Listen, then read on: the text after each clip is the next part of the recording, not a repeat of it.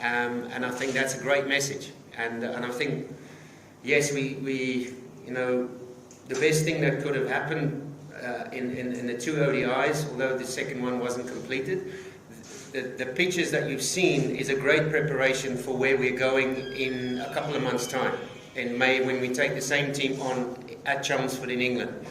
Because there we're going to get the same sort of wicket. It's going to come on, the spinners, it will not spin much. So I think this is awesome preparation for where we're going later on when there's points at stake. So look, Hatu's been brilliant around the group. He has expressed his freedom to the group, and I think that they have just sort of unshackled themselves and just, you know, played aggressive cricket. So you can say I think since I was about 16, 17, my mindset's never changed. And that's to be aggressive, but also for someone to give me a role that's expansive, to go and do what I do best. And that's exactly what I've done to the bowling group. And I think it's, you know, I think it's wonderful to see how they've gone on about it. There's always improvement, isn't it? It's just there's one word, and that's consistency. Great teams get judged on consistency, and now we've got a bit of a run. You know, there's always either from a technical perspective or a tactical perspective where we can get better at. Yes, the 70s and the 90s must become 120s, and go big and take us to 380, 400. But one thing I'd love to see now, when we've got that little bit of belief now, we've got belief and we've got consistency. You know, beating India, beating England in the T20s, and hopefully we can close the deal tomorrow out here. So for me, the one thing I'm looking at, like I've been working on with the bowling group, is consistency and success. So we're slowly but surely getting there, but it's a long road ahead. So yeah, the one area is, yeah, let's get consistent. Please, you can answer that.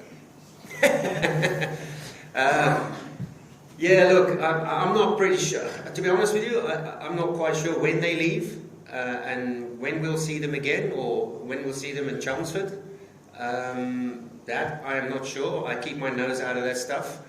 My job is to work here, and that's about it. So I'm not really going to elaborate on that and when players go and come back. I'm not sure. To be blunt honest with you, that's my answer. I'm not sure when we'll see them. House down. From the moment I met him in Johannesburg, Pretoria, exactly 12 months ago, and he's kept on being impressive.